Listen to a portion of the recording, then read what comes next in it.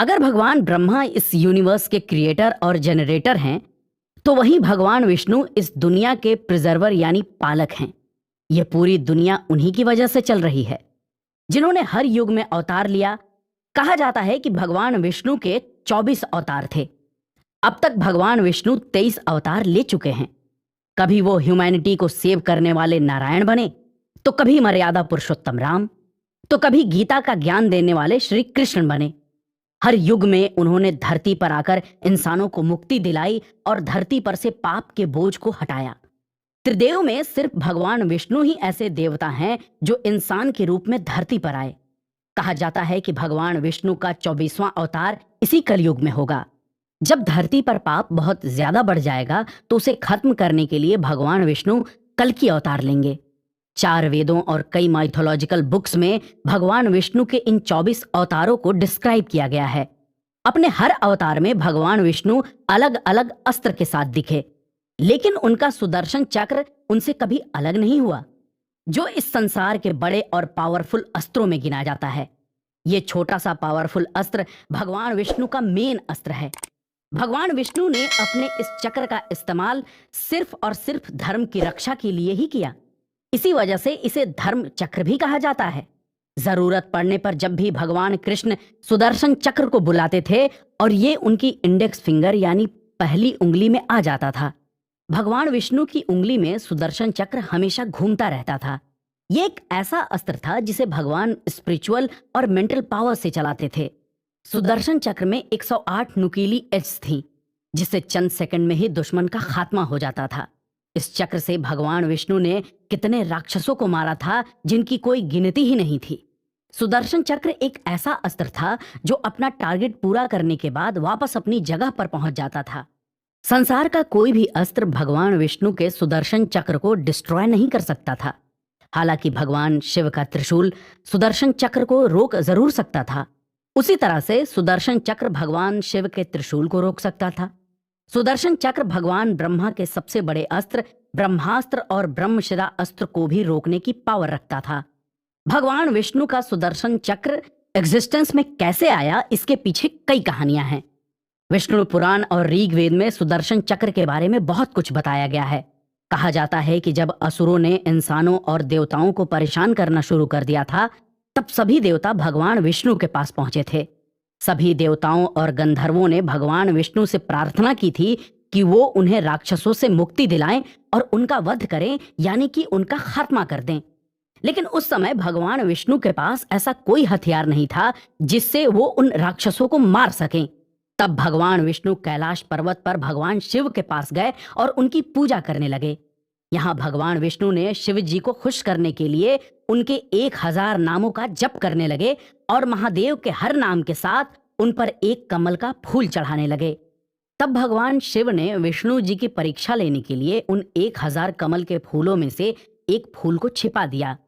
जब श्री हरि विष्णु शिव जी को फूल चढ़ा रहे थे तो एक फूल कम पड़ गया। उन्होंने उस कमल के फूल को अपने आसपास ढूंढा, लेकिन वो फूल उन्हें कहीं नहीं मिला।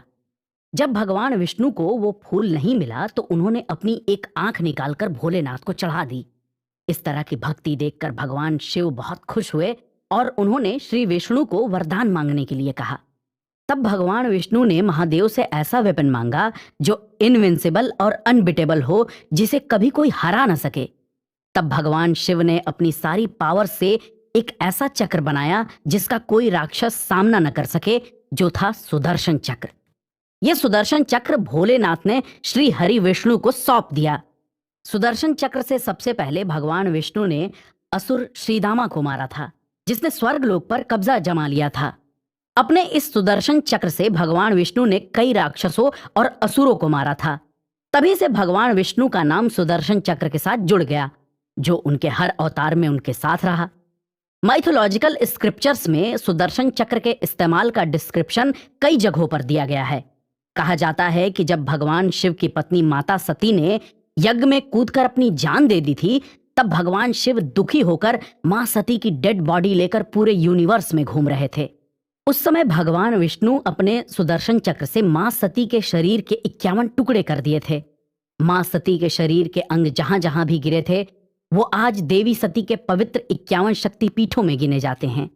महाभारत एरा में भी भगवान कृष्ण ने सुदर्शन चक्र का कई बार इस्तेमाल किया था। श्री कृष्ण ने अपने भाई शिशुपाल को सुदर्शन चक्र से मारा था। शिशुपाल भगवान कृष्ण की बुआ का बेटा था। कहा जाता है कि जब वो पैदा हुआ था तब उसकी 3 आंखें और 4 हाथ थे। ये देखकर उसके माता पिता राजा दाघोष और रानी सुतभामा बहुत घबरा गए थे। तब उन्होंने शिशुपाल को छोड़ने का डिसीजन लिया, लेकिन तभी आकाशवाणी हुई कि शिशुपाल की एक्स्ट्रा आंखें और हाथ गायब हो जाएंगे। आकाशवाणी में यह भी कहा गया कि जिसकी गोद में बैठने से शिशुपाल ठीक हो जाएगा, उसी के हाथों से उसकी मौत भी होगी। एक दिन भगवान कृष्ण जब अपनी बुआ सुतभामा के घर आए तो उन्होंने देखा कि नन्हा शिशुपाल खेल रहा था। भगवान कृष्ण ने शिशुपाल को गोद में उठा लिया। कृष्ण भगवान ने शिशुपाल को जैसे ही गोद में उठाया, उसकी एक्स्ट्रा आंख और हाथ गायब हो गए। ये देखकर श्री कृष्ण की बुआ डर गईं। वो जानती थीं कि श्री कृष्ण भगवान विष्णु का अवतार हैं। तब कृष्ण की बुआ ने कहा कि वो शिशुपाल की किसी भी गलती को माफ कर देंगे। भगवान कृष्ण ने अपनी बुआ को वचन दिया कि वो शिशुपाल की 100 गलतियां माफ कर देंगे, लेकिन जैसे ही वो 101 गलती करेगा, वो उसे जरूर पनिश करेंगे। रुक्मणी भगवान कृष्ण की पत्नी है, ये तो आप सभी जानते हैं, लेकिन शिशुपाल एक समय में रुक्मणी को पसंद करता था और उनसे शादी करना चाहता था। लेकिन रुक्मणी भगवान कृष्ण को पसंद करती थी। रुक्मणी का भाई रुक्मी श्री कृष्ण को बिल्कुल पसंद नहीं करता था। वो भी शिशुपाल से अपनी बहन की शादी करना चाहता था। जब रुक्मणी की फैमिली तैयार नहीं हुई तो वो और भगवान कृष्ण ने भागकर शादी कर ली। श्री कृष्ण और रुक्मणी को साथ देखकर शिशुपाल को बहुत गुस्सा आया। उसने युधिष्ठिर के राजसूय यज्ञ के दौरान भगवान कृष्ण का बहुत अपमान किया। भगवान ये सब सुनते रहे क्योंकि उन्होंने अपनी बुआ को वचन दिया था। इस दौरान शिशुपाल ने श्री कृष्ण को बहुत बुरा भला कहा। तब भगवान कृष्ण ने शिशुपाल को समझाकर उसे शांत रहने के लिए कहा, लेकिन वो नहीं माना। जैसे ही शिशुपाल की 100 गलतियां खत्म हुई और 101वीं बार श्री कृष्ण का अपमान किया तो गुस्से में उन्होंने अपना सुदर्शन चक्र निकाल लिया। इस सुदर्शन चक्र से उन्होंने शिशुपाल की गर्दन को उसके धड़ से अलग कर दिया। इसके अलावा भी श्री कृष्ण ने अपनी कई बुराइयों पर अच्छाई की जीत के लिए अपने सुदर्शन चक्र का इस्तेमाल किया था। सुदर्शन चक्र के अलावा भगवान विष्णु के और भी कई अस्त्र थे जो ब्रह्मास्त्र और ब्रह्मशिरा अस्त्र की तरह ही पावरफुल थे। उन्हीं में से एक था नारायणास्त्र, जो एक बार कई डेंजरस मिसाइल्स और वेपन्स की बारिश करता था।